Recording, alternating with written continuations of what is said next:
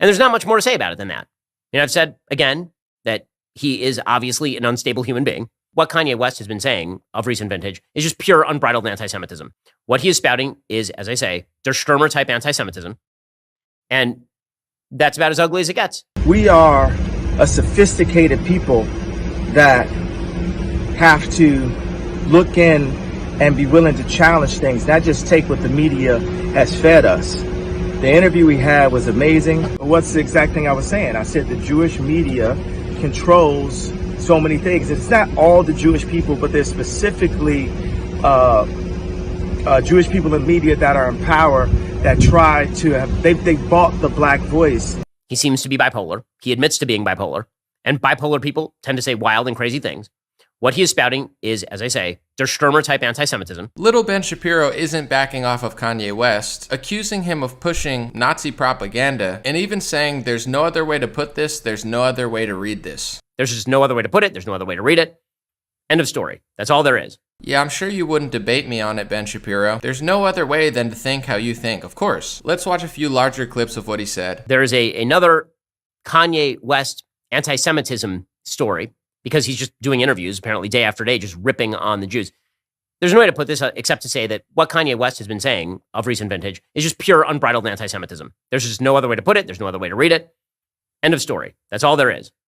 He is promoting every conspiracy theory about Jews that you could think of, from Jews control the media to Jews somehow perverted my wife sexually. He suggested that the underground Jewish mafia is out to get him. So first of all, we meet in the synagogue on Fridays. If we were out to get him, we would have done it already. Our space laser would have hit him. That would have been the end of but of course, all of this is absolute silliness.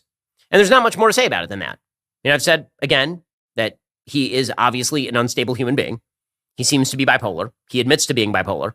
And bipolar people tend to say wild and crazy things.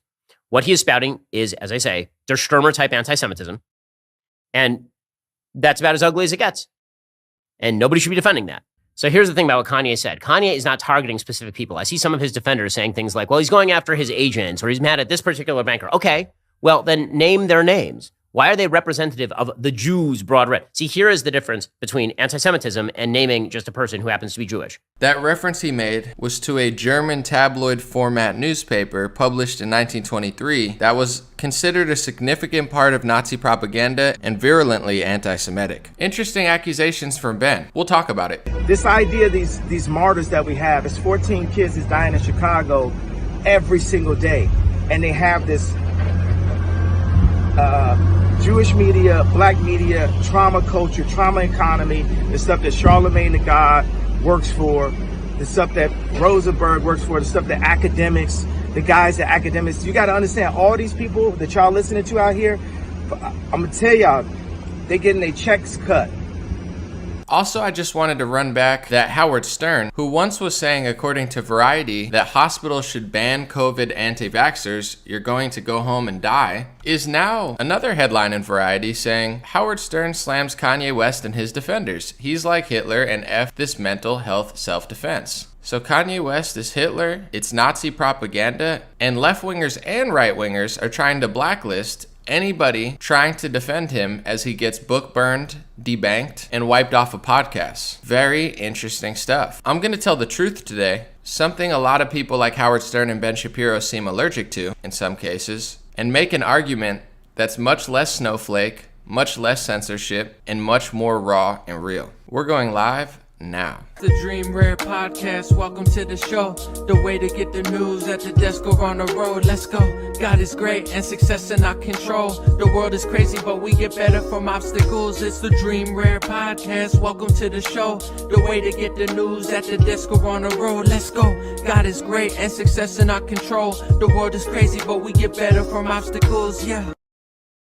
Hey, what's going on, everybody? Welcome to today's episode of the Dream Rare Podcast. I have a lot to talk about, a lot to process, and proof that Ben Shapiro is a hypocrite and a snowflake and a censor and somebody that can't hold up to his own standards. But first, I want to talk about this CDC thing that's going through. There's some sort of advisory committee. They're trying to fact check it and be like, it's not the CDC, it's the advisory committee. It's independent. That doesn't mean you have to listen to us, but we all know Democrats will listen to you. But there's a committee that is ruling on childhood vaccinations, and people think that they're trying to essentially slink their way into eventually on a state or local level doing mandates on children. They need the COVID vaccine to go into school. I believe it's already happening in certain parts of the country, but here's what I want to say about this, because I know a lot of people will say, well, this Kanye stuff is a huge distraction from the CDC stuff going on, whether it is purposely or not, or if it even is a distraction. I have to say this. Protesting at this point doesn't really matter. Like going in the streets with a megaphone and then going home doesn't really matter. Me making a video on it doesn't really matter. I'm not saying it's not important, because it is, but push comes to shove, that's what matters. If 50 million people took their kids out of government schools, that would make a difference, not standing in the street and going home. 50 million people saying no to this, or 100 million people saying no to this, is when it ends. And it already kind of has ended, because nobody wants to get booster shots forever, and those compliance rates are really low. That's what's ending all this stuff. The fact that people aren't complying. That's all that matters. Not your megaphone, not your protest, not my or your Instagram posts. They only matter if they have influence to make people understand the truth. So I'm not trying to cover this up or ignore it. It's very important. But I just have to say, at this point, I'm not knocking. I love a good protest concert event. It's great to meet with humanity and have a good time, or your brothers and sisters of a certain clique. But at this point, like, government schools are feminizing men. They're debasing your daughters. They're teaching them fake history. They're completely trying to indoctrinate them with left-wing propaganda, force mask them, force vaccinate. At this point, it's like, what do people not get about public schools? There's a lot of great teachers. There's a lot of great public schools. This is what's going on a federal and some case state level. So at what point do people stand up? During the lockdowns, during the mandates, it wasn't 50-50. Most people flopped like a fish. Most people caved. Most people sold their own people out and their own family out and said, I'm against mandates, but I'm going to follow it. So this is my take on that. If people stand up and say no, it ends. If everybody posts about it and says they voted for Trump, but they still follow the mandates, doesn't matter who you voted for if nobody actually stands up to the mandates. That's my take. God bless everyone in this topic, but that's what it is. Before I talk about Shapiro, I just want to double down on the Andrew Schultz take, because I played it for a friend and she listened to it and was like, oh yeah, that's kind of, because I heard all the messed up stuff Andrew Schultz said, calling Kanye Hitler, laughing at him getting his bank account taken away, calling him mentally ill, saying he needs to be on medication, also comparing Kanye to the KKK, and saying that's the only point he had was a pointed hood. When I let my friend listen, she was like, it was really messed up how Andrew Schultz was also saying the only time you're going to see your kids is when Caitlyn brings them around. Because not only Andrew Schultz is a demon, okay? Andrew Schultz is an evil, wicked deceiver. I don't care if it's via comedy or via speech. You're evil, Andrew Schultz. You're trying to say he needs to be on medication, which is the last thing Americans need to be on, pharmacy pills. Oh yeah, get more pills. Screw you, Andrew Schultz. Go sell some hair plugs and some, gambling apps to your degenerate audience. But that doesn't even like you anymore, because they know you're a liar. But in general, it's like you're calling him crazy. You're saying he needs to be on medication when that's not even where the country is. More people are dying of opioids and fentanyl than most stuff in this country. And then on top of that, you're making fun of his appearance and stuff. I don't care about that stuff. I'm not a snowflake. I'm just saying you're laughing at him getting debanked, calling him KKK and Hitler, which is going to get him even more censored if people believe you, which you're lying. They shouldn't. But then you're also making fun of the fact that he wants to see his kids when he's a Christian father. He's not perfect, but listen to dozens of Kanye interviews, even before this one, or he talked about Jewish media. Kanye's like a very good man when it comes to his kids, and he's trying to be a good man. He's trying to be a great father. And if you're crapping on a father trying to be in their kid's life, millions of fathers know what it's like to get divorced and have their kids be taken away from them. Andrew Schultz, you are a demon. You're a demon. You're a devil. You're a wicked deceiver. You're not funny. Your comedy's meant to censor and put someone down, make fun of them trying to get in their kid's life. You're a demon, bro. Ben Shapiro, calling it anti-Semitic, comparing Kanye West to Nazi publication propaganda. I believe Der Stürmer, I looked it up. I was in their Wikipedia. It wasn't an official Nazi, tabloid thing, but they were calling it Nazi propaganda because during that's what it was doing, I guess. The point I'm getting to is he's comparing Kanye West to that. Don't take it from me, folks, because I'm not Israeli and I'm not Jewish, but I want you to listen to someone real quick before I give my take. A Jewish Israeli politician by the name of Shulamit Aloni, who has a really great track record in Israel, Jewish, Israeli. Listen to what she says about anti-Semitism and how it's used to quash criticism. I didn't say this. Don't call me anti-Semitic, Ben. I know you're a liar. I know you're a deceiver. I know you're a snowflake. I know you have double standards. I know you're a hypocrite. I know you can't practice what you preach. So don't blame this on me or Kanye West or call everybody Hitler or compare them to Nazi Germany or whatever you're doing. Listen to your own people. And by that, I mean someone that's Jewish. I'm not saying everyone Jewish is you. I know, oh my God, I'm Ben Shapiro, everything's anti-Semitic. It's like if you're like, hey, that's a Christian, go listen. I'm like, oh my God, that's anti-Christian, that's antichrist. Oh my gosh, oh my God. Yeah, we don't have that victim card, so we can't lie as much as Ben. But here's an Israeli Jewish woman saying what she's saying. I didn't say it, she did. Now, Shulamit Aloni was the former education minister of Israel, an Israeli politician, founder of the Rats Party, leader of the Meretz Party, leader of the opposition from 1988 to 1990, served as the minister of education, and even won the Israel Prize. Hear what she says about the word anti-Semitism and how it's used to quash criticism. Often when there is dissent expressed in the United States against policies of the Israeli government, people here are called anti-Semitic. What is your response to that as an Israeli Jew? Well, it's a trick. We always use it. When from Europe somebody is criticizing Israel, then we bring up the Holocaust. When in this country people are criticizing Israel, then they are anti-Semitic. And the organization is strong and has a lot of money, and the ties between Israel and the American Jewish establishment are very strong, and they are strong in this country. As you know, they have power, which it's okay. They are talented people, and they have power, money, and media, and other things. And their attitude is Israel, my country, right or wrong, the identification.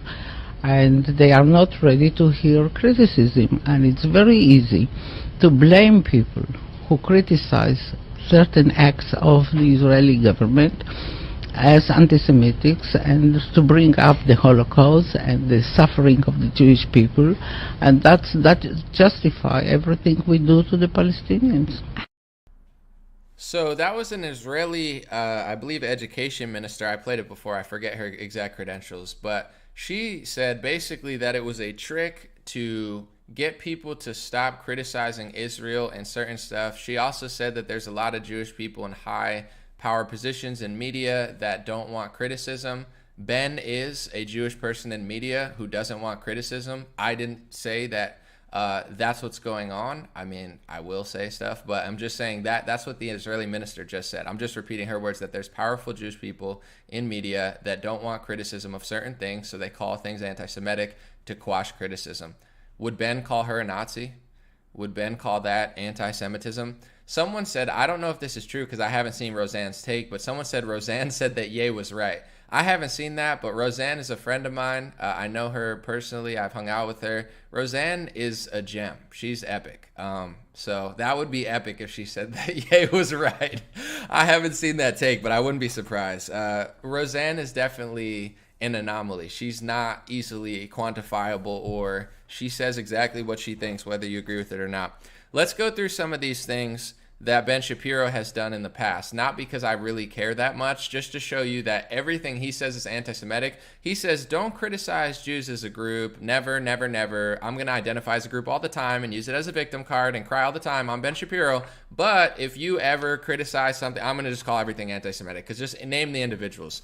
Here's Ben Shapiro not naming individuals, both racially, ethnically, and religiously, because Ben Shapiro is a fraud, a coward, a liar, and somebody who supports in my opinion, anti-First Amendment speech laws to quash protests of Israel and any sort of Jewish power that you can't even talk about, because the phrase alone bothers him or something. He supports, in my opinion, anti-protest and anti-American laws in America, and I'll prove that later as well. But here's some things that he said. And I hate to go this far back because everyone made mistakes, but I doubt he really cares. It's like, is he going to call himself a Nazi or something, or the equivalent of this? He said, Palestinian Arab population is rotten to the core. Palestinian Arabs have demonstrated their preference for suicide bombing over working toilets, he said. He also said in 2010, he tweeted, Israelis like to build, Arabs like to bomb crap and live in open sewage. This is not a difficult issue.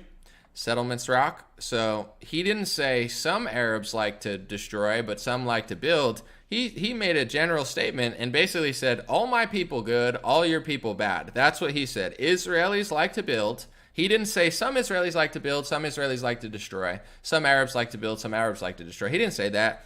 He said, Israelis like to build, Arabs like to bomb crap and live in open sewage. Me personally, I don't care that he said that. I don't agree with that statement, but I'm not going to cry and call it anti-Islamophobe. That's his opinion. I mean, it doesn't have to be right, but I'm not going to call it hate speech. It's definitely exactly what Ben Shapiro cries and says is Nazi propaganda and anti-Semitism. Don't name everybody. Don't just talk about individuals. You're not talking about individuals, bro. And you cover for your own race and the country that you pretend you have no part of. You cover for them constantly. You pass speech. You agree with speech laws being passed for them. You cover for your own people constantly and then cry individual when somebody notices what you're doing. You're a fraud, Ben Shapiro. You can't live up to your own standards. You claim all your people like to build and all their people like to destroy.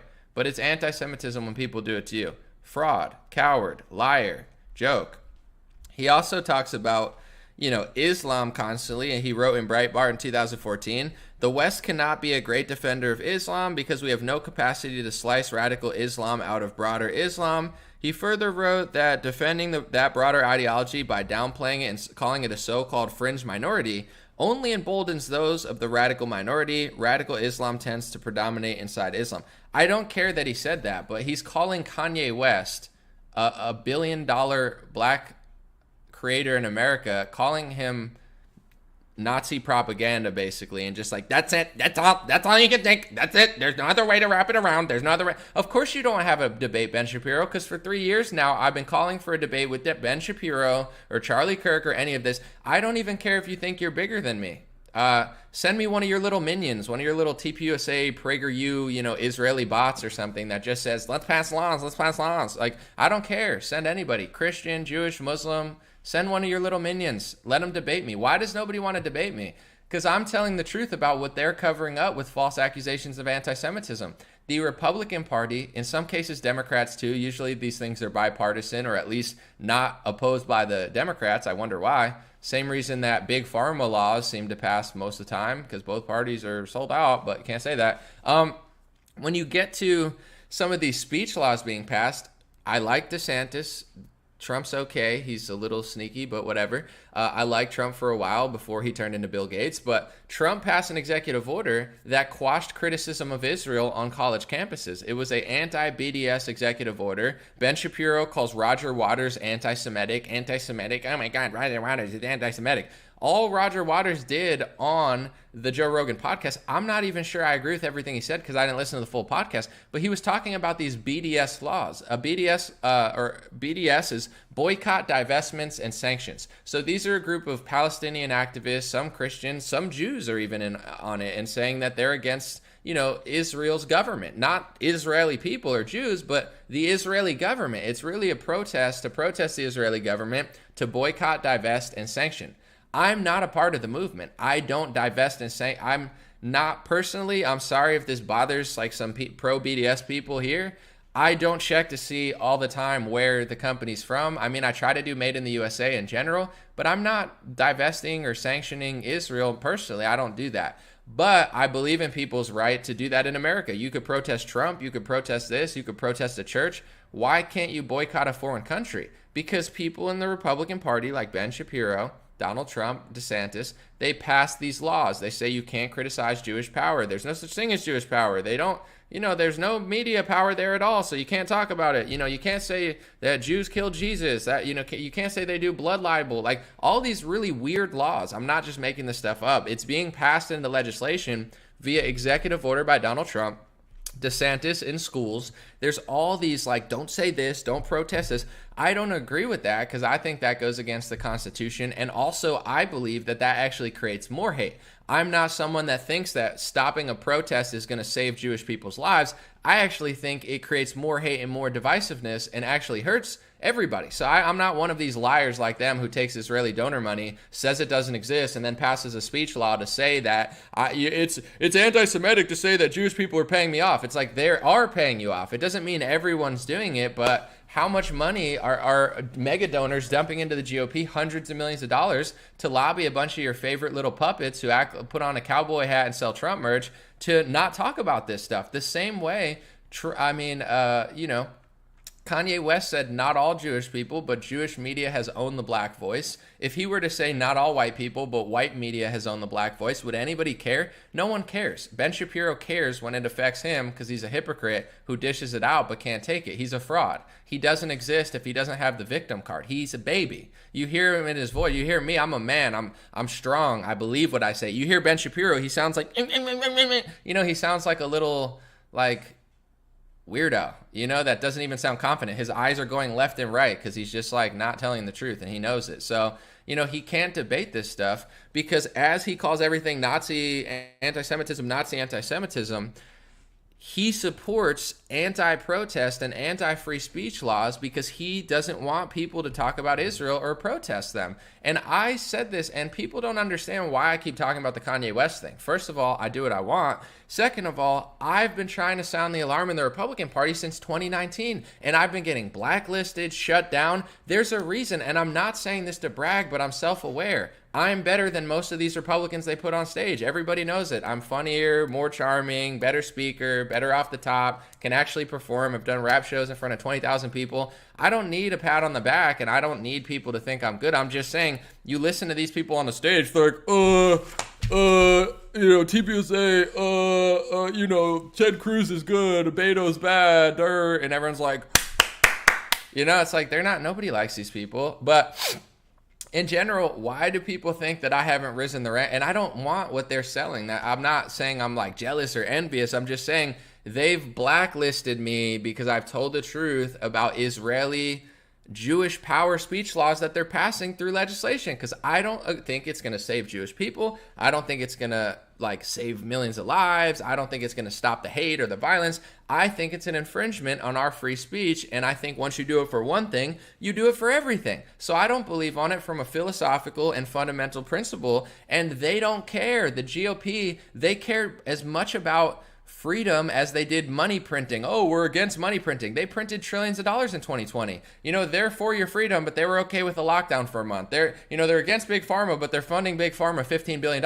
This is the Republican Party. Guys, they're fake. And it's not like they're all fake, but Trump and Shapiro, they're fake too. They're just less fake than some of the other fakes. That's fine. I'm not asking everyone to be perfect, but in America, I'm not a slave. I'm not a prisoner. I'm not a second-tier citizen. And I'm sorry, Ben Shapiro, this might hurt your feelings. I'm not below you, not ethnically, not religiously, and not politically. I'm the same as you. I don't consider myself ethnically or religiously, to each their own in that, but politically, I'm above you. I'm better than you. I'm something you'll never be. I'll tell the truth about this type of stuff. You cover it up and say it's undebatable because you don't have the truth. You call Kanye West anti-Semitic because you can't pinpoint what bothers you. You get bothered by the fact that he says black people are the real Jews, but you say don't criticize non-religious Jewish people because they're not me. I'm an individual. You're an individual, but you're in the group. You care about the religion, but you're defending people that are racially not even religious. So what are you, Ben? What's your religion based off of? You're such a snowflake. You're such a liar. Calling him Nazi propaganda, but I'm against censorship. What do you think happens to Nazi propaganda in 2022? You think that's going to get him a tour and a Grammy? No, that's going to get him kicked off of all social media.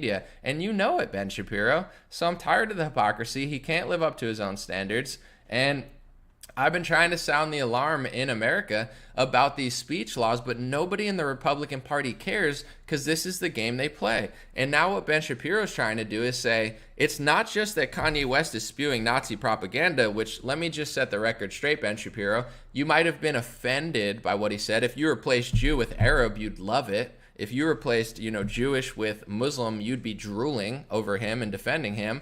But let's just be fair.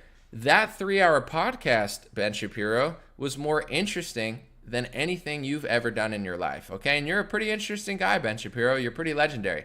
That 3-hour interview was more interesting than anything you've ever done. So to wrap it up as Nazi propaganda and tell people not to look, or that's all it is, and it's undebatable, essentially, you're a liar, bro. And here's how you know that, no offense, here's how you know that people in media and American politics have power in that direction. Because if a bunch of Palestinians or a bunch of Christians or a bunch of, white supremacists or had massive power in America to the extent it would be illegal to criticize white people. It would be illegal to criticize Christianity. It would be blasphemous to criticize Arabs. You know, there is no real word for anti-Christianity. It's because Christians don't play the victim as hard as Ben Shapiro. Christians don't have as much systemic power in America as the people that Ben Shapiro says don't exist. And that's the way it goes. You know, if our government was run by Muslims, there would be Sharia laws that you can't criticize Allah and that women have to dress up, and, you know, that's how it would be. But the reason he says there's no power, but it's like the reason you know there's power is because they have a special safe space word that nobody could ever question, because then they'll cry the victim. And what does that mean? And I'm not saying bad things never happened in history. I'm aware that evils have happened. Mao Zedong killed tens of millions of people, but nobody seems to care. Stalin killed more people than Hitler, but people seem to like him more in America. I'm just saying bad things have happened in history, and I don't agree with evil on any front for any race, any innocent person murdered on behalf of their whole group. I disavow that completely. I don't disavow a lot of stuff, but I don't think you should harm or hurt and kill anybody, Arab, Christian, Muslim, Jew. I don't believe in that at all. With that being said, Ben Shapiro is actually, in my opinion, like he calls Kanye Nazi propaganda, I would consider him a Jewish supremacist. See, we can all use words. I could call you a controlled opposition communist shill. I could say that as communists are priming to do a bunch of bad stuff to our country, that you're just a placeholder, somebody that's willing to play their game when it comes to censorship and play into their narrative and act like you're not. I could call you a communist shill controlled. I'm not going to, though, call you that, because I'd have to explain myself, and I'd rather use words that make sense than call you a Jewish supremacist or a, you know, communist controlled opposition shill. But you're calling Kanye West one of the worst things in this world, Nazi propaganda, you know, like that's going to get him a lot of favor in the media and stop the censorship when you're dunking on him, comparing him to, you know, that. It's an absolute joke. But the reason I think he's a supremacist, and I'm not, this is not a word that I even care, black, white, Jewish, like, you know, I'm not saying that bad people don't exist. I'm just saying I don't use these words, and just like, I'm not like a big crybaby, like, oh my God, there's a black person who said, who cares? With that being said, Ben Shapiro thinks his history is more important than your history. Ben Shapiro thinks he's a bigger victim than you're a bigger victim. Ben Shapiro can dish it out to Arabs, but cries victims when it comes to the Jews. Ben Shapiro dishes it out to Muslims, but cries victim when it comes to his religion. He's a hypocrite. He's a fraud. He thinks he's better than you. He thinks he's above you. He thinks he's greater than you ethnically, religiously, politically, to the point where politically there's no debate. I don't want to debate that. That's all that needs to be said. You know, ethnically, crapping on other ethnicities, but then saying that you can't even do 1/8 of what he's doing. Religiously, I don't care what you think. Like, I don't care if you think you're better. It doesn't bother me. It doesn't bother me if you said, I'm Jewish and I'm better than you because I'm Jewish. Actually, I don't even care. I'm not going to call you a racist, or I don't care what you think. If you think you're better, prove it. Go be great. And if you are, then the proof's in the pudding. But it is what it is. I just don't like the double standards of calling someone a literal Nazi or saying that they have been pushing Nazi propaganda to be more accurate, and then crying anti-Semitism when anyone says anything outside of the realm of what you can handle. And this is, in my opinion, something that's destroying the world. I mean, I don't want to be like that dramatic, but people have no self-accountability and people have no self-awareness. White, black, Christian, Muslim, Jewish. At the end of the day, you know, everybody wants to blame everyone. I see it, black, white, Jewish. I see all the blame. And I'm not saying that you can't point stuff out. I'm just saying self-accountability and self-awareness is your friend. If you're black and you think that Jewish or white people are controlling your ethnic group, why are people doing it, right? At the end of the day, even if Kanye was right about everything, whose fault is it really when most black entertainers and celebrities are willing to sell their own people out for a paycheck, you know, for a big pharma paycheck or a big, you know, left liberal paycheck? Is it really white people or Jewish people's fault when your own ethnic group is selling themselves out? You know, in the Jewish world, I know that they don't like taking self-accountability and self-awareness. It's like the most shocking thing to Ben Shapiro. But maybe that would be wise to have self-accountability and self-awareness, because you can't censor everyone forever and suppress the truth and do double standards and hypocrisy. People aren't going to like that. And people don't have to like you. I don't know any other way to put it, but like my grandfather came to America as an Italian, and he told me that people hated Italians. He told me that people said they were racist. You know, they called them, I'm not going to use the words, but people didn't like Italians when Italians came to America. They were considered lesser to many people. They were considered trash, greasy. Like my grandfather was subject to quote unquote racism. Guess how many times my grandfather complained about it? Never. Guess how many times my grandfather talked about? Never. You know, Italians didn't hold on to this oppression and make it their entire identity. So now nobody really thinks of Italians like that. You might think mob boss because of the media or the movies, and there's truth to that, you know, to some extent. But it's like, you get what I'm saying? There's been oppression, racism, mass murder, communism, social, like whatever. I'm not going to blame certain, but you get what I'm saying. I'm not saying that it's not bad or you shouldn't remember it, but at a certain point, you know, I think you want to rise above it and have an ounce of self-accountability and self-awareness, or else history just keeps repeating again for every race. Like if you're mad at slavery from 300 years ago, but 90-something% of your, you know, ethnic group is voting the way that's going to go to big government, more lockdowns, more forced masking, more forced injections. They're willing to sell their brightest person out for, you know, left-wing media. They're afraid to stand up for free speech. It's not black or Jewish people's fault. I'm sorry, it's not Jewish or white people's fault. It's your own ethnic group. When it comes to white people, you know, and this is where I think it's interesting that Ben's like, oh, just blame me as an individual, not the group. I don't want to take blame for everything every white person's doing, but I'm also not as sensitive as Ben to the point of like pointing out stuff. Like, for instance, if white people are dying of fentanyl and overdoses at a rapid rate, more than Asian, Jewish, whatever, you know, black, and it's like white people are having a specific drug problem. Let's say they're drug dealing, drug taking, they're doing something evil or wrong, or they're dying.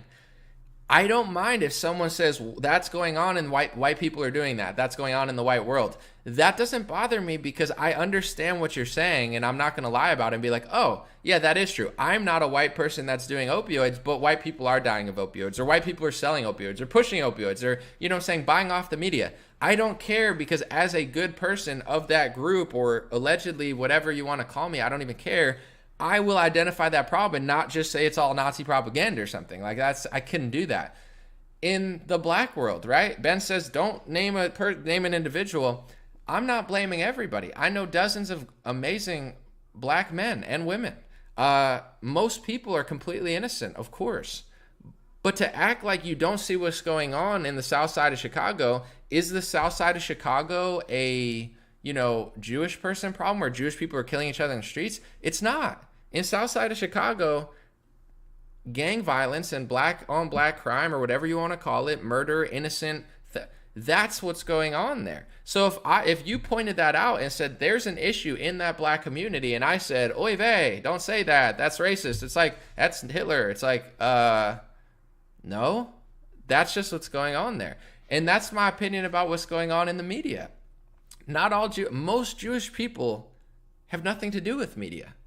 Most of them are innocent, most of them. But for 1 or 2% of the population, most of media is owned by them. And when Ben Shapiro says it's a conspiracy theory, we know you're lying, Ben. We know that they're not orthodox like you. We know they don't follow your rules. We know a lot of them are atheist and liberal. We understand that you're different.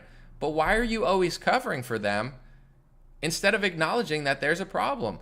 I mean, I don't know what Roseanne said, but I've spoken to Roseanne, and I'm not going to say our private conversations because I respect her. But Roseanne is a smart woman. I'm just like, I wouldn't be surprised just knowing her if she said Kanye was fine, because she's not a liar, and she identifies that there are left-wing people of her ethnic group that don't actually like her. You know what I'm saying? They didn't let Roseanne keep her show just because she's Jewish. They hated Roseanne.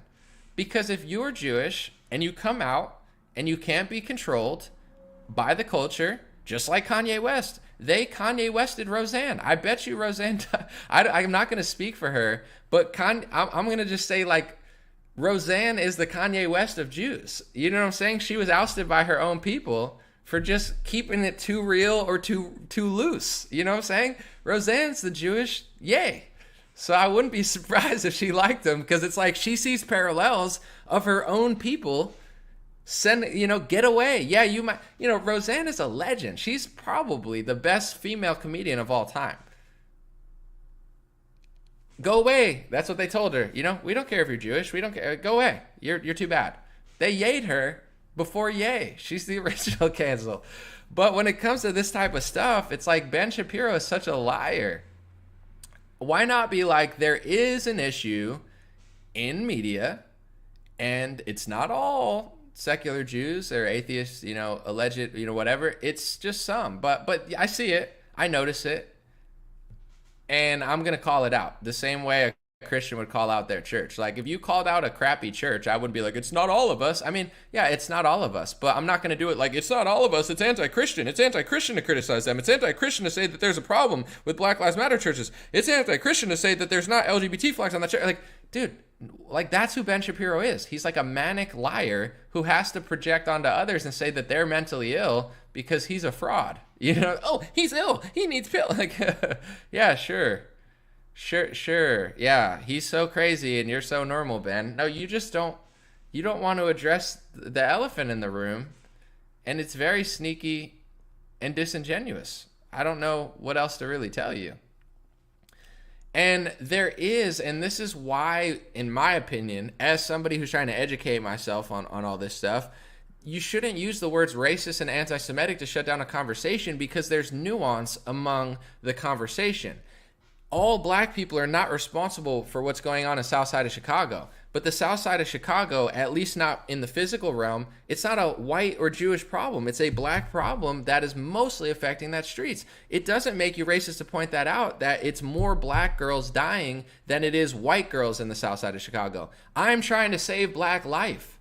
I'm trying to save young Black girls that have nothing to do with this. I'm not pointing out the ethnic thing because I hate them. I love them. And I don't think any young girl should die for petty to no reason or any reason at all. But am I supposed to just say the individual? No, talk about the problem. So there's two things at hand that Ben is ignorant to or lying about. I'm not sure, but welcome to your class, Ben. I just educated you. This stream is better than your stream. You might get more views, but this is the truth. You don't want to blame everybody for what one person's doing or 5 people are doing or millions of people are doing in a certain ethnic group. You don't want to blame innocent people for that. But at the same time, it's not racist and anti-Semitic to point out the cultural problem. For instance, I want to read again real quick what some consider the founder of pornography said.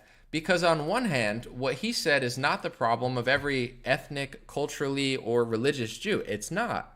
But to say that his inspiration, the same way sometimes a suicide bomber is either misinterpreting or, taking an extreme view on the religion to do it, it's not to blame all people of that religion, but you do want to be like, well, he did scream Allah Akbar. That doesn't mean, I know Allah Akbar means God is great. It's a beautiful phrase. Like, it doesn't mean something bad. It's beautiful. Most people say Allah Akbar is beautiful, but it's disingenuous, in my opinion, to just like leave that part. Like, it's like if a white man kills somebody of a different race and yells something out loud, and it's like, are we going to not report that because it seems weird? No, just report it. Then people can make a decision for themselves. But I just want to read Al Goldstein, is an American pornographer. He's known for helping normalize hardcore pornography in the United States.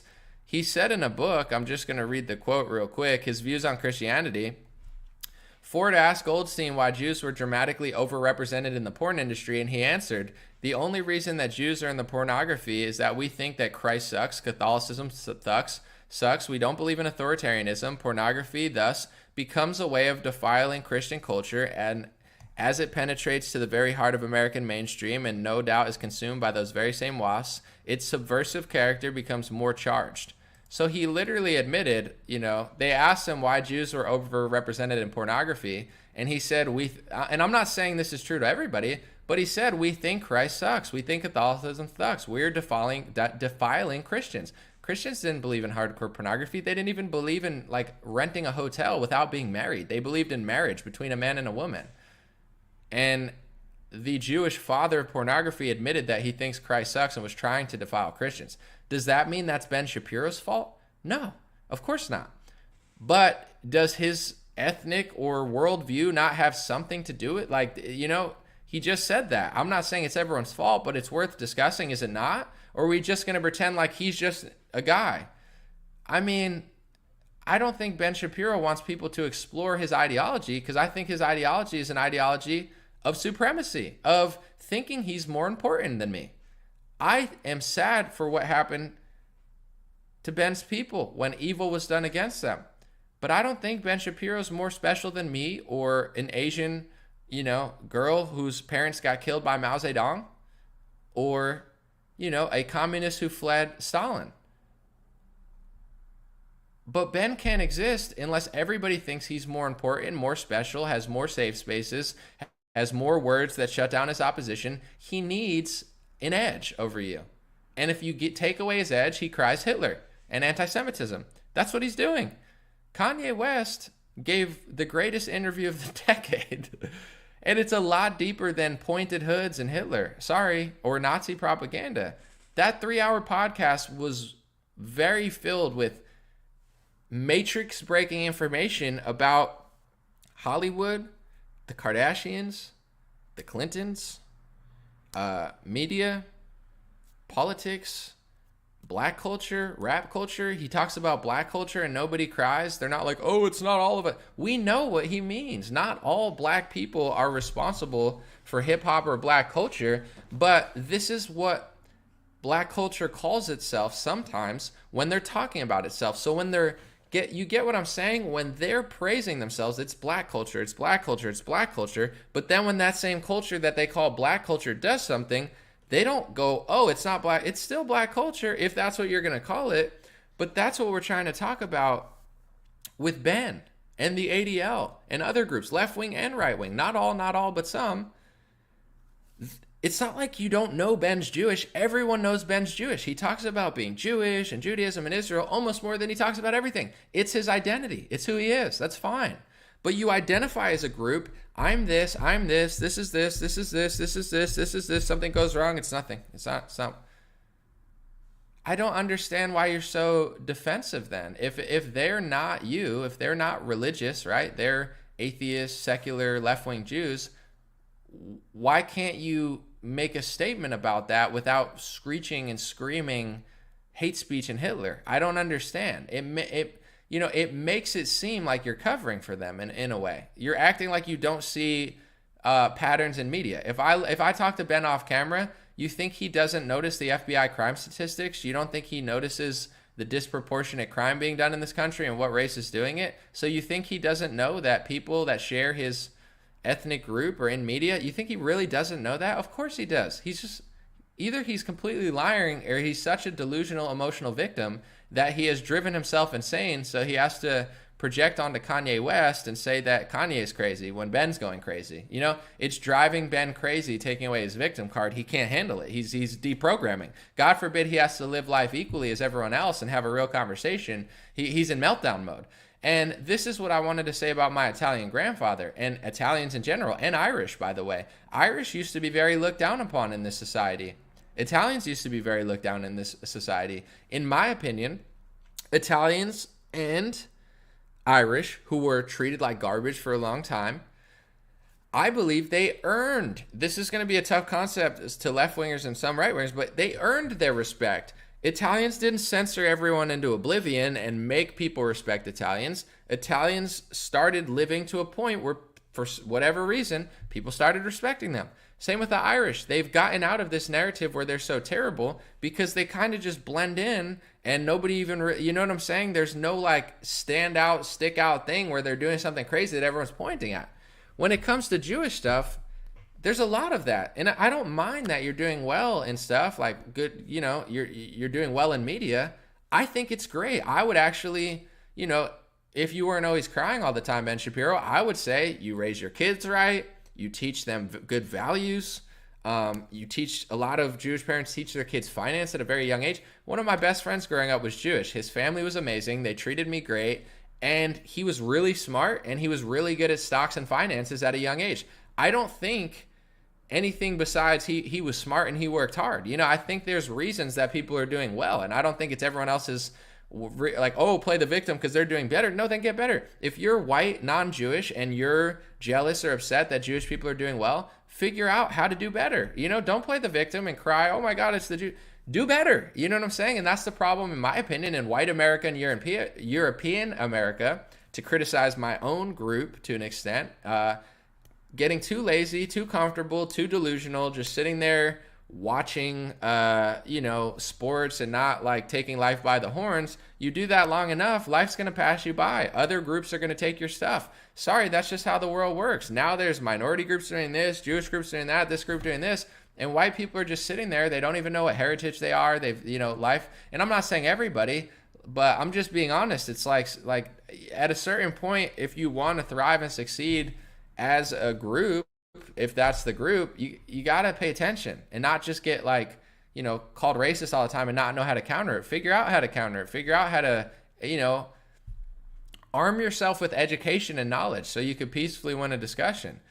With that being said, I think there's a lot of amazing reasons that Jewish people are doing well. But when Ben Shapiro sits there and says it's anti-Semitic to even suggest they're doing well, LeBron James has to apologize for saying a rap lyric about Jewish people getting money, that is sneaky. That's sneaky to not even allow people to compliment you. It's very weird. And unlike other ethnic groups, that earn their respect not through censoring, but just through living, I don't think people like Ben Shapiro want to earn his respect. I think they want to censor all his criticism out of oblivion. You know what I'm saying? Censor, censor, censor. No, dude. If I'm whatever race I am, I'll just tell you, I'm Italian, I'm Polish, I'm Puerto Rican, I'm Czechoslovakian. What extent am I? I don't know, because I don't want to give my DNA to Susan Wojcicki's sister at 23andMe, so I'm not even sure what I am. But I'm at least mixed 4 different ways, at least. So I'm somewhat of a mutt. I don't mind when people will criticize certain parts of, I don't care. You know what I'm saying? It doesn't bother me, and it's up to me to earn my respect as a human being. If Italians are doing something crazy, I don't think people will trust me or respect me if I say, oh, that's anti-Italophobe. Dude, Italians are doing this. That's anti-Italophobe. There's organized crime in the Italian. That's anti-Italophobe. Why would you respect me if I just said that? You shouldn't. If I said it's anti-Puerto Rican, it's like, why would anybody like me? I have to say, oh yeah, Puerto Rico's a mess. Like, that's bad. We got to clean that up. Or the Italians could do that better. I can't just use a word to curl in a cocoon and say, everybody hates me. It's like, it's so fake. Ben Shapiro is such a fraud. Identify the issue. Say, I'm a Orthodox, right-wing, religious Jew who doesn't agree with the secular Jews are doing. And I understand that they do own a large portion of media and they're doing wicked things. And some of them, including the founder of Pornography, is even explicitly saying he's doing it against white people and Christians. Say that. Then people will respect you. You'll notice people won't hate you when you start telling the truth more. I'm Ben Shapiro. Everybody hates me. I'm the #1 target. Okay, that sucks. Maybe it's because you're so amazing, right? Maybe it's because you're so amazing and people hate you for being great and truthful. That could be it. And then I'll defend you and be like, but maybe it's because you're a liar. Maybe if you stop lying so much, people won't hate you so much. Why did Andrew Schultz get ratioed on his Kanye West thing? Because it was stupid and fake, and he built an audience off of realness, and now the audience he built off of realness doesn't want to hear his fakeness. That's called real democracy. That's called, that's equality. You can't make people like you. I understand. Eventually, there'll be a day where millions of people hate me for being right. It sucks, but it is what it is. But also, sometimes people hate you for lying, so stop lying. It's like maybe if you gave an olive branch to people, I know Talmudic rabbis that I've watched on YouTube that are even more religious, in my opinion, than Ben Shapiro, maybe the same, but more religious, and they've earned the respect of people critical of their ethnic group because they told the truth about what Ben Shapiro's lying about. I've watched them say, I don't agree with this, this, and this, but I will speak the truth about, this specific rabbi, I forget his name, Rabbi Yaron Levin or something, I forget his name, but he went off and explained self-awareness and self-accountability to his people. He's like, I don't agree with what happened in World War II. I don't agree with this. Obviously, I'm a Jew.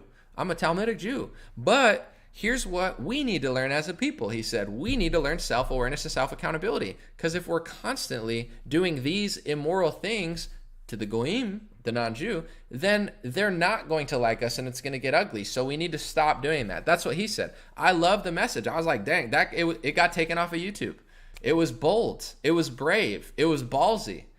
But that's how you get peace between the religions and the races. It might never be world peace, but you come to an understanding when you're willing to be raw. I could sit with a conversation with a rabbi and speak facts to someone like that that's willing to admit what they're doing and what's like. You get what I'm saying? There isn't a word for me. There is no word to quash my criticism of my religion, my race, and I'm glad there's not a word because I don't need a word. Ben needs a word because he's not telling the truth. Without that word, Ben is nothing. He falls apart. It's like water to a witch. He identifies as a victim. And it's weird because I've mentioned this before. You could look it up. There's a Pew study that they ask religious, Orthodox, ethnic, all sorts of Jewish people or people that identify as Jewish, not Kanye, who identifies as Jewish, but, other Jewish people. And they asked, what does it mean to be Jewish or what makes you a Jew? And the number one answer was remembering the Holocaust. And that only happened under 100 years ago, which I understand people remember because it's so recent, but if ethnic or religious Jews have been Jews for thousands of years, why does your entire religion or race revolve around playing the victim about an event that happened 70 years ago? Like that was the number one answer above Jewish food and Jewish culture and the religion or God. The number one answer was remembering the Holocaust. It's a Pew study. But you've been around for thousands of years. They say that it's the old, certain things that they're doing, they say anti-Semitism is older than the Bible. Like, people have been hating Jews for thousands of years, yet your whole, the only thing that brings you, the secular and the non-secular together, is remembering an event 70 years ago. It's just weird. It's like a victim culture. And that's why they're so mad at Kanye, because he said specifically, black culture and Jewish culture is a victim trauma-based culture. That was more raw than anything Ben Shapiro will say. Because similar to how Black Lives Matter capitalizes off of black pain and black emotion, in the same way that Al Sharpton and Sean King, are, I would say definitely tapping into black trauma and black victimhood and black pain and real black events that happen sometimes that are bad. That's Ben. Just because he's right wing, he does the same thing. He can't live without the victim card. It doesn't, he can't function without it. So this is my call to anybody, because just like they tried to blacklist me in 2019 for talking about the speech laws, I don't even care what you think about Kanye West's interview, even if you think it's the worst thing you've ever heard. Why is the Republican Party passing speech laws that stop you from criticizing Israel in the United States of America? Do you know why? For the reason that they also then pass another speech law to say that you can't say it's happening, and another speech law to say that it's anti-Semitism. They don't want to face the fact that the Republican Party is selling out our free speech and our right to protest for a foreign country that controls them. And then it becomes hate speech to say that they're getting controlled. It's such an obvious scheme. It's obvious. They tried to blacklist me in 2019. You just can't blacklist me, because through God's grace and through my hard work from God's grace, without God protecting me, keeping me healthy, nothing in this world is guaranteed, I've been able to reach so many people that they can't blacklist me. At this point, they're going to try again, but this is where I'm so grateful to God that I've been given this social and influential power. Not because I even care that much about, oh, I'm so famous, I'm so important. Guys, this is the only thing protecting me, or else they would have swept me under the rug. They would have tried to call me a Nick Fuentes or a Kanye West. They would do that if they could do it. They just can't, because their audience already knows me. I've gotten over 1 billion views. I'm not smearing these people, but it's like Kanye West. You can't. They're trying to Fuentes Kanye West. He's like, you can't Fuentes me. I'm Kanye West. Try me. What are you going to, I'm not on that level, but I've gotten 1 billion views. So it's like, you can't smear me. I'm not even saying I'm Nick, because I'm not. We are different people with different ideas. I speak my mind. He speaks his mind. I'm not saying I'm him. I'm just saying if they could, they would label me like him and try to sweep my entire thing under the rug, but they can't, because when they try to do it, most of their audience already likes me more than they like them. You lose, liars. Truth wins. God wins. Not your little false framing. So in 2019, I already know there were talks saying, anomalies this, anomalies that. I know, because all my friends are in media. All my friends work in right-wing conservative media. They work at every news organization. I walk in, to the, when I went to the White House, when I got invited to the Hispanic Republicans or something, they invited me to the White House. They said, Anomaly, we want to take you by the Trump campaign office and just chat or whatever. Nothing crazy. They didn't do anything, just two super cool people. I go to the Trump campaign thing. Hey, Anomaly, can I take a picture?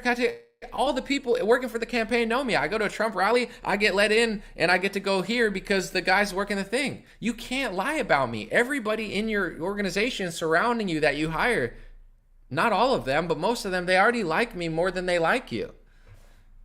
And I'm not saying that to brag. I'm just saying this is what protects me from being falsely framed by these people. They tried to frame me that way in 2019. They're going to try again. They're going to try to say anybody who thinks that any part of Kanye West's speech was good is a Nazi. Any part of anybody that thinks Kanye West's speech is good is Hitler. Anybody, and they're not playing the game of, oh, Kanye's this and that. They're trying to start playing the game of, it's not just Kanye that's this.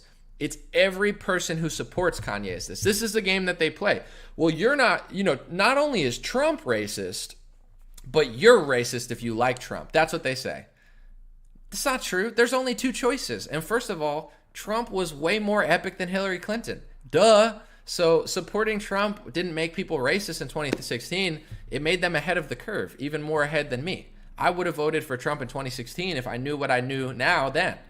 That being said, it doesn't make but this is the game that right-wing media is going to try to play now. Kanye is a Nazi, and anybody who supports him a Nazi. But guess what's going to happen? Your audience wants the truth now. This isn't the party of Mitt Romney. It's not the party of Operation Warp Speed. It's not the party of John McCain, and it's not the party of Ben Shapiro. People in the Republican Party, even though they often get tricked and, there's some sneaks involved, people don't want the half-baked lie. You're not going to be able to smear Kanye's name and everybody who agrees with him. Let's not play this game of if you support that person, you're also everything he ever says and more. Let's not play that game. It's not a game I'm willing to play, and I'm extra passionate about it now because these are the games that they've been playing with me behind the scenes since 2019 for standing up for the First Amendment. This is the old trick. Oh, if you support the right for them to protest, you must support everything they agree with. If you support Louis Farrakhan not getting kicked off Twitter, you're a black Hebrew Israelite. I'm not black and I'm not Muslim, but I know how the game goes. They kick off Nick Fuentes, they kick off David Duke, they kick off Louis Farrakhan, they kick off Alex Jones, they kick off Owen Benjamin, they kick off Donald Trump, and then they kick off a holistic doctor. Now they're kicking off, a left-winger who dissidents. They're kicking off Alex Berenson. Now they're kicking off your grandma. I get how this game goes. I get it. I ideologically understand. So I don't want to be called a racist for supporting free speech, or I don't want to be called an anti-Semite for supporting Kanye West, and I don't want to be called an anti-vaxxer. It's a stupid made-up term made to dehumanize or I would say falsely frame anybody who's against mandates or knows has an opinion on fitness. I'm not allowing it. I'm not accepting it. It's not, you can't do it to me. I'm sorry. And I'm just so grateful because if I didn't have, and I know that they could take it away at any second, but it's too late. People already know about me. If I didn't have 1.6 million followers on Facebook, if I didn't have 500,000 people on Instagram, if I haven't already gotten 1 billion views, I got 2 million views on BitChute. If I haven't already accumulated all this and I just was a little account with 1,000 followers, guys, the GOP would probably be blacklisting me right now. They just can't. They know they can't. And a lot of them like me. They're like, well, this doesn't make sense. Anomaly's not hateful. No, I'm not. I'm not hateful. I'm not racist. I'm not anti-Semitic. These are terms that are just created to stop criticism of anything. You shouldn't be blaming everybody of a certain group, but it's okay to look at ideology to see why someone's doing that. If Christians don't want you to get married if you're not gay, it's not anti-Christian to say there's a lot of Christians who don't support gay marriage. That's true, but a lot do. But I'm not going to say it's not a Christian thing to not want gay marriage. It's in the Bible. So that's why people support it, because it's in the Bible. What's in your religious text, Ben? What's in the Torah? If you read the Talmud, what's in the Talmud? If you don't, I'm sure other Jewish people do. What's in there? Is there any parallel to things going on to what's in your religious book? Does the Talmud say Jesus is boiling in hot excrement for eternity? Does it? I don't know. You would know better. Ask Ben Shapiro that. Ben, does the Talmud have wording in it that says that Jesus Christ, our Lord and Savior, is boiling in hot excrement for eternity? Does the Talmud say that? Ask him a question. Because Muslims, although they vehemently disagree with Christians, and in some cases the world are fighting, they think Jesus is a prophet, and they respect Jesus, and they don't let blasphemy of Jesus. But the guy who created porn said he was doing it to defile Christianity. So is that, I don't know, is he just a lone wolf, or is that some in the text? I'm not sure. How are we ever going to know? Because it's just shoot it down. So this is the point I'm trying to get. It's not Ben Shapiro's fault for someone else doing something of his group, whether it be race or religion, but it's also not accurate to just say it doesn't exist, never look at us as a people ever, never, we take no criticism. It's like, it's not your fault. But if I said it was anti-Christianophobe to shut down like criticism of a gay church or an anti-gay church, you would know I'm lying. You know? You would know I'm lying, because it's like, okay, he's covering, and then Ben Shapiro will support a speech law that says it's, you can't say that I support my group over the country. That's one of these Israeli loyalty laws that Republicans are passing that Ben Shapiro and PragerU supports. It says you're not allowed to suggest a Jew has more loyalty to Israel and Jews than the country. That's one of the laws that Ben Shapiro, he specifically tweeted that law in different form, that he thinks that's anti-Semitism. So you don't want us to say that that's happening, but simultaneously you're going to cover for people that you don't even agree with because they're part of your group, but you're not loyal to them. Do you get what I'm saying? I'm not trying to be a jerk. I'm just being raw. I don't have this supremacy thing that he has where he gets to have a safe space and nobody can question him. Question Christianity, question Islam, question, but not in Saudi Arabia because they'll be pissed. But in my house, I'll let you. But God is great. But anyway, question my Italian. I don't have a word. You could say all Italians run the media. Who cares? You know why you're allowed to say that? Because one, Italians don't have that much power, and two, it's not true, so no one cares. If it was true and Italians had power, maybe they wouldn't want you to say that or something, and then that would be illegal. But these laws aren't being passed to quash hate. They're being passed because powerful people don't want to be criticized. And Ben Shapiro is a little half-in, half-out liar who would cry racism if you ever said that he is who he is. It's so annoying. It's so fake. I don't have any hate in my heart, but you could question my religion. You can falsely blame my religion for something they're not doing, and I have to pick your argument apart and say the truth.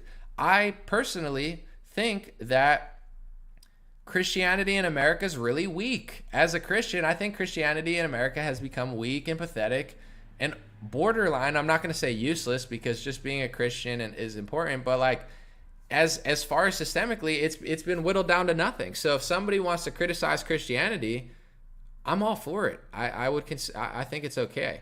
Even if you want to question certain things in the Bible or whatever, or what the Pope is doing in the Vatican. Yeah, I'm not the Vatican, but I'm not opposed to you questioning it. I'm not. Let's just put it this way. I could debate you without using the word anti-Christophobe. You get what I'm saying? Oh, well, liberal Jews are doing this, and it's like, oh, that's anti-Semitic. Why are you covering for them? You know what I'm saying? It's like, just stop using that word. It's not anti-Catholophobe to question the Pope. It seems like the Pope is not very conservative. That's for damn sure. I'm not a fan of the Pope, but I don't hate all Catholics. But I'm also not going to stop you from you could, if you wanted to, you could blame all Catholics for the Pope. I legitimately don't care. It's not true, but I don't care. Most Catholics on the ground level aren't connected to the Pope. But I just don't care if you blame. I don't understand, but I do understand. That's what I'm saying. I do understand. In Ben's mind, that will protect him because anybody noticing things is like a threat, and he doesn't want people to hurt him and other people. That's fair. I get that. That's probably his angle. I don't want to be hurt. I don't want people to blame all my people. I don't want anything bad to happen, so I'm going to censor everybody, and instead of earning their respect, quash them out of the discussion. It's only going to make people hate you more, Ben. I'm trying to save you. I'm trying to help Jewish people. I don't want Jewish people to be hurt in America, here, there. I don't want Jewish people to be hurt anywhere. But self-accountability and self-awareness is your best friend. And if you turn your back on those core principles and just play the victim all the time and censor people, you're building more and more people who don't like you. I'm just going to be honest. There's been millions of people over the last couple of years who have never once or twice in their life thought about anything Jewish because there's no need to. It's like they're just living in a world where everybody's just coexisting. There's been millions of people who've been inspired to research more and learn more about what's going on, not because they're so hateful and like someone told them to do it. It's the same reason that so many people have gone right wing, but for different reasons. The left wing is the greatest recruiter for right wingism. I believe outside of Donald Trump and like Fox News, I don't think Fox News made people right wing. And although Donald Trump did help inspire a lot of people, I don't even think Donald Trump or Fox News are the number one or two things leading people to the right wing. I think the two things leading people to the right wing were the media reaction to Donald Trump led a lot of people right wing, and also the left wing spiraling. Like what it means to be left wing now is nothing like what it was under Obama and Clinton. It's different, and it's getting too far for even my liberal and progressive friends. My progressive friend who likes Bernie Sanders is going to probably vote Republican because Republicans are actually more against the war in Ukraine than Democrats. I talked to some Antifa guy, popped in my live stream. I didn't even expect it, and it was a little creepy, but he was nice and respectful to me, even though he's Antifa. I'm just saying, and he said he was against the Ukraine war because he thought there were Nazis in Ukraine. It's pretty wild that Bernie Sanders supporters and Antifa people are even admitting, to some extent, that right-wingers in the present moment are slightly more against war than left. So the point I'm trying to get to is you could blame everybody under the sun, but Democrats are their own worst enemies. More people have been converted Republican because of Democrats spiraling.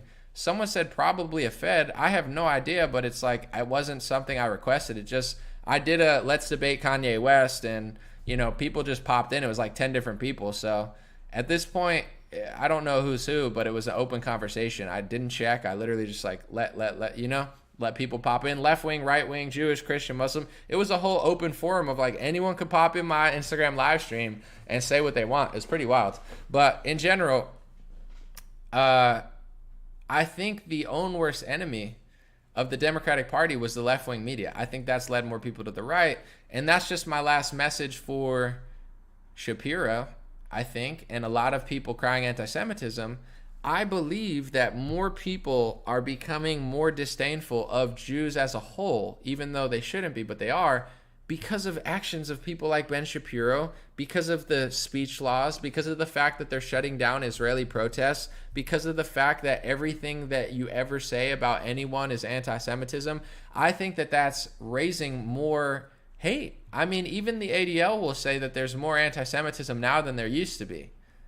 Well, that means you're not doing your job. You're the Anti-Defamation League, you know? So if anti-Semitism's on the rise, what are you doing wrong? Or is it everybody else's fault all the time? It is. In their head, it's always everybody else's fault. The ADL does nothing. But, you know, that's your worst enemy. I'm just being real because I don't want people to, like, I don't need, do you think we need any more racial tension in this country? Like, is one George Floyd riot not enough?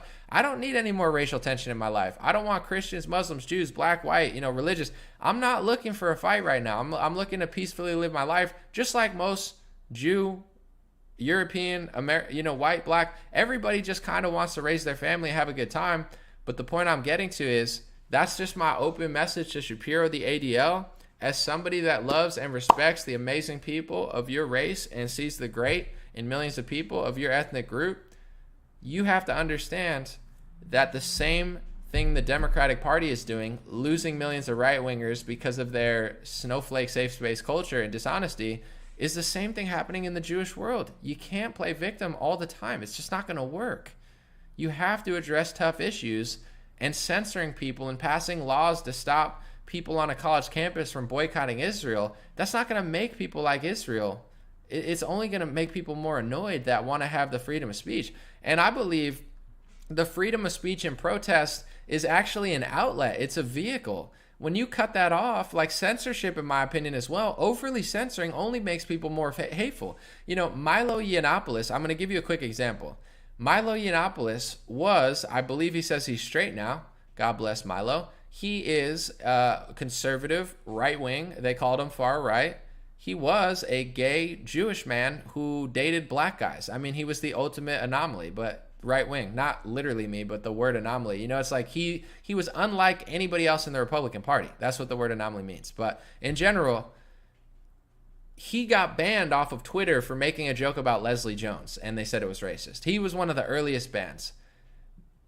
Milo was not making people more anti-Semitic. He's Jewish. So in a weird way, the people on the far right, I think, looked at Milo and respected the fact that there was like a gay Jewish guy out there saying honest things. Even his journalism, he was like a funny writer. I read a few of his articles. He has a personality. Say what you want about Milo. I've heard many things, whatever.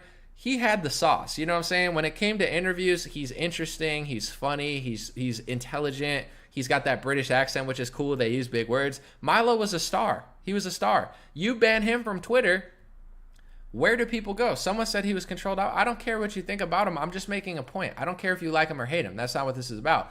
You ban Milo, and now millions of people who are following him, who looked up to a guy who was Jewish and gay, even though they might have disagreed with LGBT, now where do these people go? You know what I'm saying? You ban all these people off of, where do they go? To different corners of the internet. And I'm not saying that things are bad and you can't read stuff. This is just what happens. You treat someone like garbage, they go the other way. You call a Democrat a Republican. Oh, it's like, hey, I'm a Bernie Sanders progressive. You're a Republican. I'm a Bernie progressive. You're a right-wing bigot. I'm a Bernie progressive. You're a Russian. Eventually, they're just going to be like, okay, I guess I'll register to the Republican Party since you hate me so much. You know what I'm saying? Like, I guess my side is over there. You've called me a Republican so many times. I guess I'll just be one now. That's what Kanye's saying with the anti-Semitic and racist. He's like, you've called me everything. I'm crazy. I'm this. I don't care anymore. And that's how a lot of people are getting. So calling people anti-Semitic all the time,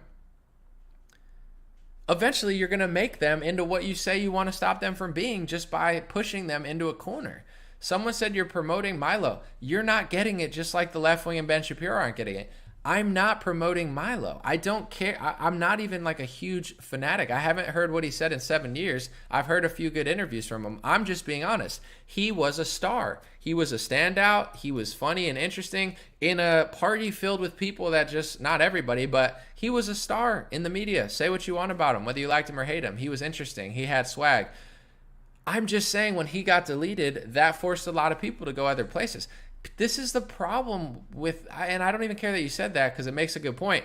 Oh, if you say something about Milo, you support him. If you don't want Louis Farrakhan to get banned off of Twitter, you're an anti-Semite. If you support Nick Fuentes' right to speak on a college campus, these are the games that people play. Just because I use them as an example, that's bad. You know what I'm saying? Just if I say that I don't want Donald Trump to get banned off Twitter, does that mean I love Operation Warp Speed? No, I have principles. And this is what people call you in this country when you have principles. They call you a racist, sexist, xenophobic, anti-vaxxer, climate denier. And here's the funny part. Once you do this to other people, it's going to come back to you. You know what I'm saying? You can't be throwing people under the bus. I'm not promoting Milo. But honestly, if I did, who cares? But I'm just saying he got kicked off of Twitter. And that didn't make people less anti-Semitic because he was Jewish, and people in the further right, I believe, probably respected Milo more than most people because he was willing to not play the victim as hard and just give it like it was. You know what I'm saying? He wasn't running around crying and playing the victim so much. So now you're eliminating people that were looking to something different. They got rid of like Stefan Molyneux, this person. If Jordan Peterson is too much for you, you know what I'm saying? Jordan Peterson is the most soft-spoken. I'm not going to call him milquetoast because I don't think that that's really the right term, but like milk, like very basic. Jordan Peterson is not bad at all. But they're kicking Jordan Peterson off of stuff. I'm not even a huge fan of Jordan Peterson. Here's another, oh, you're promoting Jordan Peterson? Personally, I think he's good at saying the equality outcome. Like, he's a very good speaker when it comes to that topic. Besides that topic, I'm not a huge Peterson fan, so I'm not promoting him. But when you kick Peterson off of things or say he's too far, like, what? If you can't even tolerate Jordan Peterson,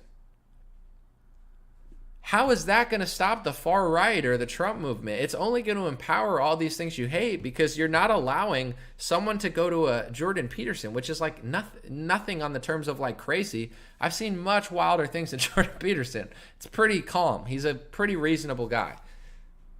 But this is the issue, and I don't even care. Oh, you're promoting that. I'm just saying, when you eliminate moderate and basic stuff, it's going to lead people to go to other places. And maybe that's the way it's meant to be. Maybe that's how people find out about other stuff. So someone said Jesse Lee Peterson. I'm not talking about Milo and Jordan Peterson to promote them. I'm not going to get annoyed at this, but it's getting annoying.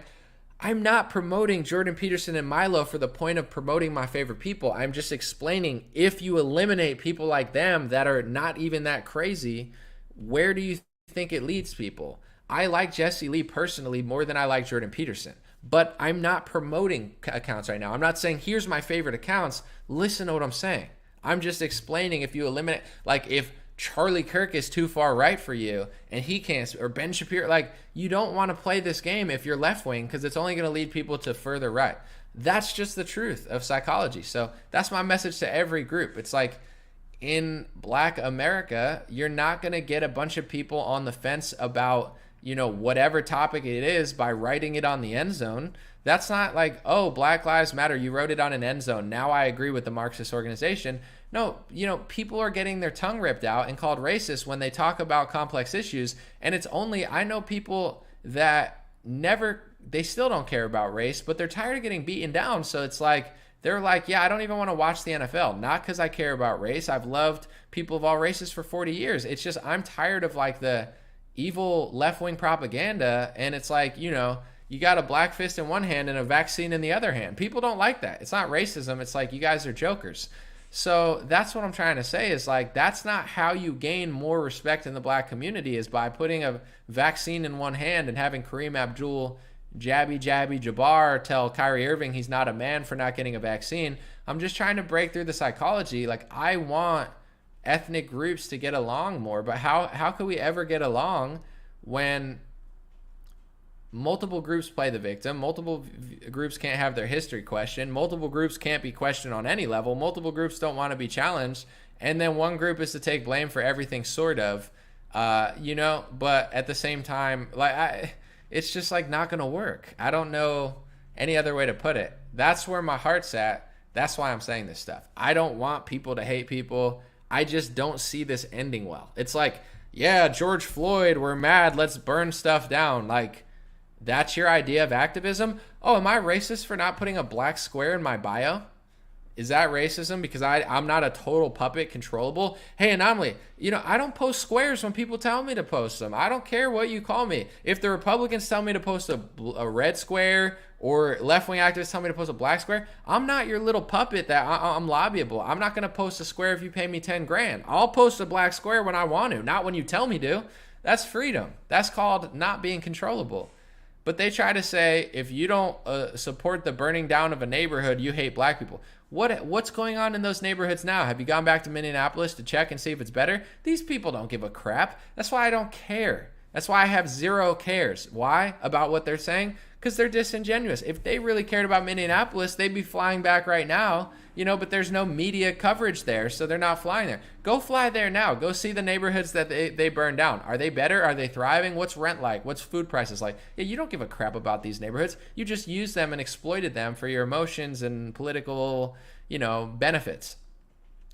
So it's the same thing. I'm not going to take these false labels when I call something out that's inconvenient, because my mission is pure.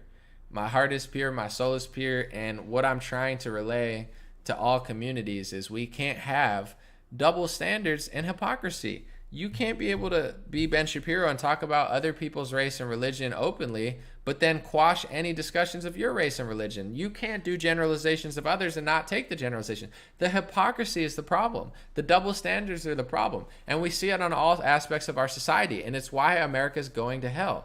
I love America. I hope we go to heaven. I hope we turn it around and get a renaissance. It's not time for the apocalypse yet. It's time for the renaissance. It's time to build. It's time to try to build. If you're alive and you're a Christian, in my opinion, you can plan for the worst, but hope for the best. Like, don't just sit there and think that revelation's coming. People have thought that for thousands of years, right? And then the Renaissance comes, and then the Renaissance comes. There's been up and downs in Christianity. It's not up and down. So let's plan for the Renaissance. We can plan for the worst, but hope for the best. Let's work for the best. What's the point of being on earth and not trying to bring back a godly Renaissance against all this degeneracy? So, we don't want to manifest our own demise. With that being said, we can't have all these double standards and hypocrisy. It's ruining America. It's in politics. There's two standards for Democrats and Republicans. It's in ethnic groups. There's two standards for Black, Jewish, white, Asian. Asians, it's like, stop Asian hate, but you guys won't even let them get into schools because they work too hard. If you want to stop Asian hate, realize that they're getting beaten up in high crime cities, and it's not because of their race. It's because there's like degenerate demons running around that don't care what race you are. It's not like these people in the streets, even the people that are attacking Asians, it's not like very many of them are like, oh, they're Asian. They're also attacking their own people. You know what I'm saying? It's not a race thing. It's like a good and evil thing. And some people are being driven to insane ways, and we got to fix that. But in general, on one hand, they say stop Asian hate. On the other hand, they're kicking Asians out of school because they're performing well and they're discriminating based on race. Oh yeah, so nice. We can't have these double standards in academia, in race, in religion, in free speech, in culture. That's only going to create more hate. So if you're Shapiro and you're concerned like I am with hate, stop contributing to it. God bless you. God bless your family. God bless America. God bless the world. DreamRareLinks.com. If you ever want all my links, it's DreamRareLinks.com. I have music under Anomaly, AN0MALY, Anomaly on Spotify and Apple. The Dream Rare podcast on Spotify, Apple, everywhere podcasts are found. Dream Rare on Instagram. All my links, I got a shop, DreamRare.com, with hats, beanies, etc. All my links are there, my free email list, YouTube, BitChute, Rumble, Gab. I got not all, but most things. Thank you for watching. Thank you for supporting. And if you ever want to follow me anywhere, even TikTok, until they delete me, DreamRareLinks.com. It's got it all. Thank you guys. God bless you. And I'll be back very, very soon. And keep an eye out for childhood forced vaccination without the schools.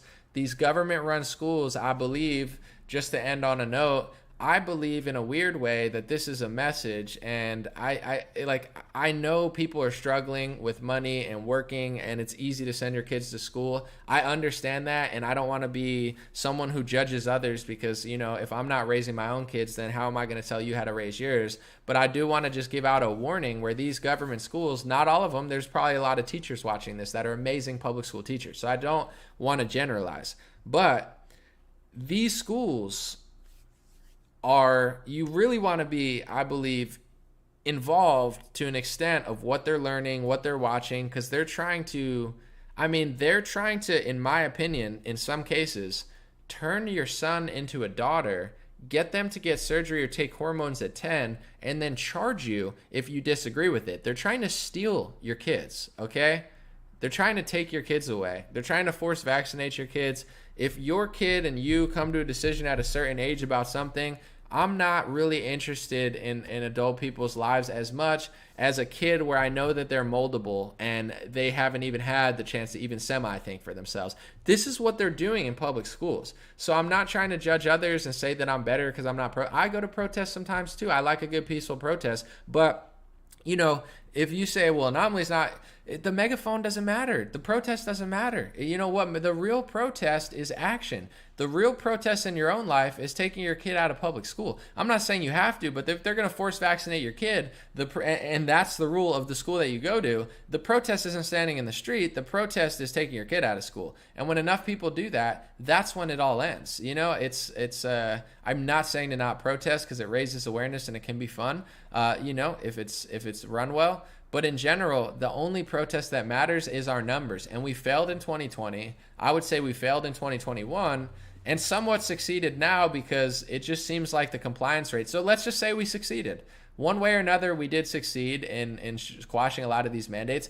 They're not going away. Think of Big Pharma like a lurker. They never get held accountable, so they never go away. Oh, I lied. I made $20 billion. Oh, I'll pay a $4 billion fine. Oh, I got charged with criminal fraud. Oh, well, that's Big Pharma. They never take accountability for what they do, so they keep doing it. So Trump didn't stop Big Pharma. DeSantis didn't stop Big Pharma. DeSantis and Joseph Lopado in Florida are trying much harder than Trump, by the way. When it comes to trying to quash Big Pharma a little bit, DeSantis is doing a better job. But in general, they're lurking still. Operation Warp Speed's lurking. Democrat, Republican, let's just call it what it is. And that's why, to be honest, that's why I really am disgusted by Donald Trump, not because he didn't do mandates or what. It's like he funded them and he's providing cover for them. He's not talking about injuries like Joseph Lopado, and even Ron DeSantis is mentioning injuries now. Trump won't do that because it's his product and he's a salesman. He's selling the product. He's a businessman and his business is Pfizer and Moderna. So I don't really like the guy right now because I consider him on the wrong side of history, and I don't think it's just about mandates or not. Mandates are bad, but mandates don't go anywhere when Big Pharma is in power. And if Trump keeps putting Big Pharma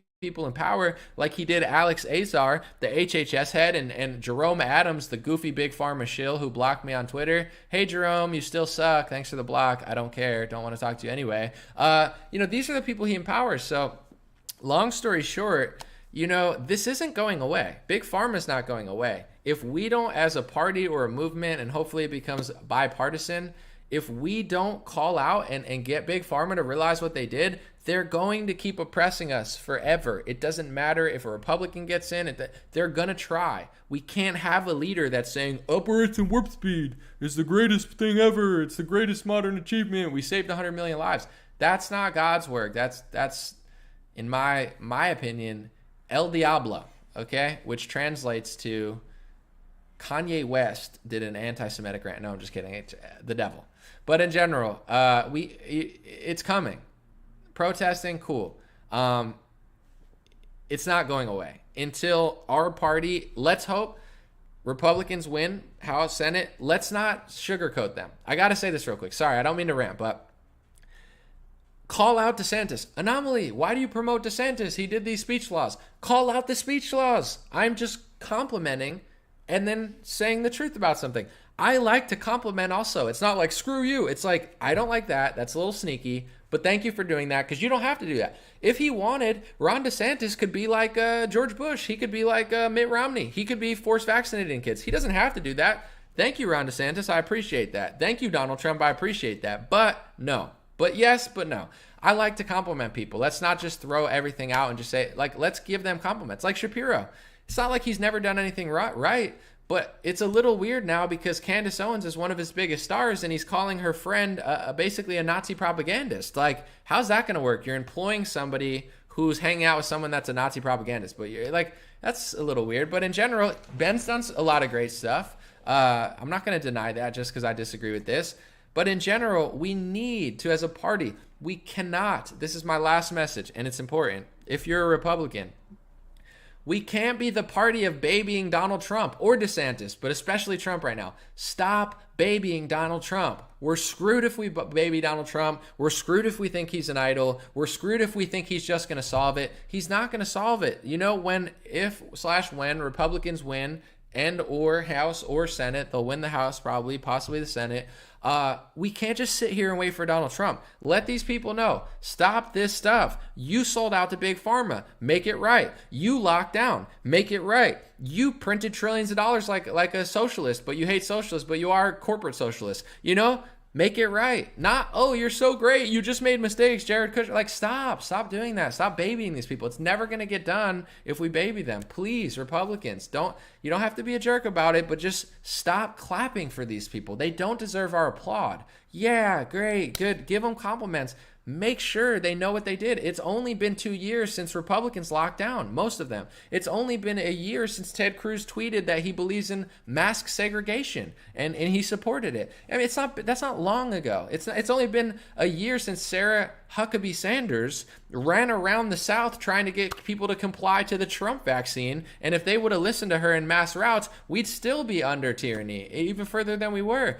These people have betrayed us, okay? Yeah, they do rallies and dance to YMCA. Cool. They betrayed us, okay? So that's my message. I hope Republicans win the House and the Senate, and I pray that the Trump crowd wakes up and stops babying the guy. Vote for him if you need to. Pray for him if you got to. Pray for him in general. That's a nice thing to do for anyone. But please stop babying the guy, because we're going to get another big pharma tyrannical hellhole if we don't actually get these people to stand up.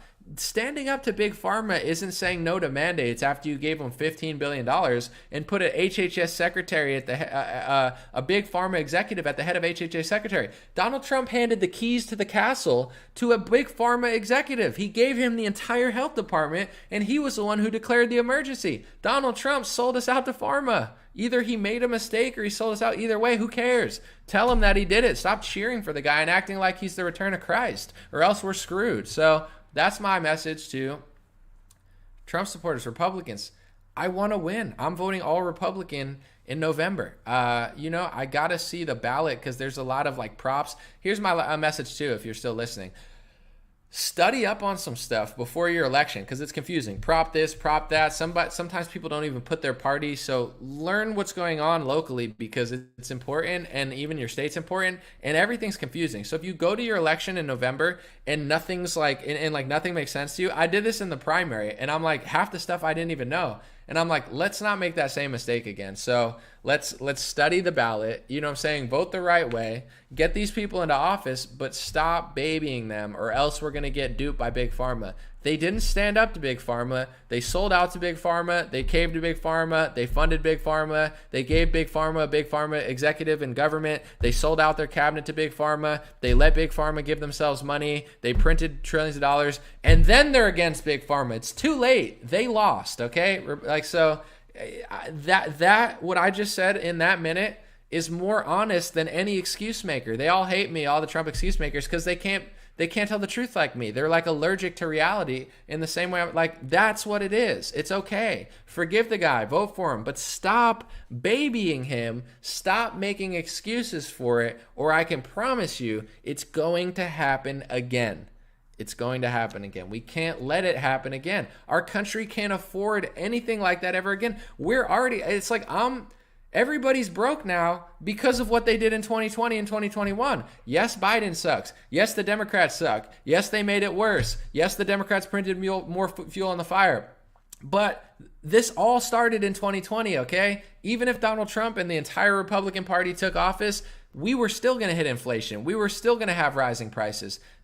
Maybe they could have deflected the war, which would have been nice, and postponed it a little bit. But in general, it's like, you get what I'm saying? We got to address this stuff, or else it's going to happen again. We can't afford another thing that they did in 2020. Trump printed $6 trillion, $4 trillion, too much money. You can't do that. Stop. I'm not allowing that to happen in my life. And the reason I'm so passionate about it, for multiple reasons, but it's affecting everyone.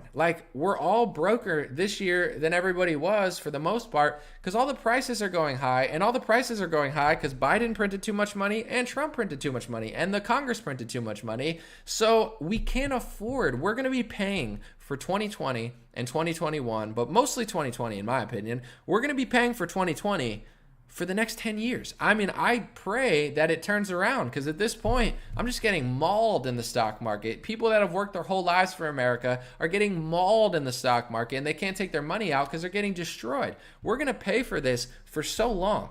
So my message is this: we can't afford for anything like that to ever happen again. We literally don't have the room. We already blew it. It's like we're down so many points. Like, let's never do that again. Never allow Big Pharma to do that. Never allow Democrats to do that. Never allow Republicans to do it. It's not okay to say that Operation Warp Speed was cool just because he didn't mandate it. It's not cool. It's cool if Pfizer makes an amazing product and everybody wants to take it because it's so good. That's cool. That's capitalism. Capitalism is not shutting the country down and printing trillions of dollars and giving Big Pharma $15 billion. That's not cool. Oh, Operation Warp Speed's fine because he had to do it. No, it's cool because he didn't mandate it. No, it's not cool to give Big Pharma money. It's not cool to put pharmacy lobbyists in government. If you put pharmacy lobbyists in government and give them money, you're going to get oppressed. It's Big Pharma. It's like giving the Anti-Defamation League $15 billion and wondering why you got censored. Well, we didn't censor him. Well, that's what they do. They censor, you know? Yeah, why don't you give $15 billion to Black Lives Matter, and then the next time something happens, be like, well, technically we didn't do it. It was BLM. We just gave them the money. Well, that's what happens when you give them the money. You can't. Big Pharma, in my opinion, is worse than Black Lives Matter, you know, as an industry. They've done more harm than Black Lives Matter could even fathom of doing, and that's saying something.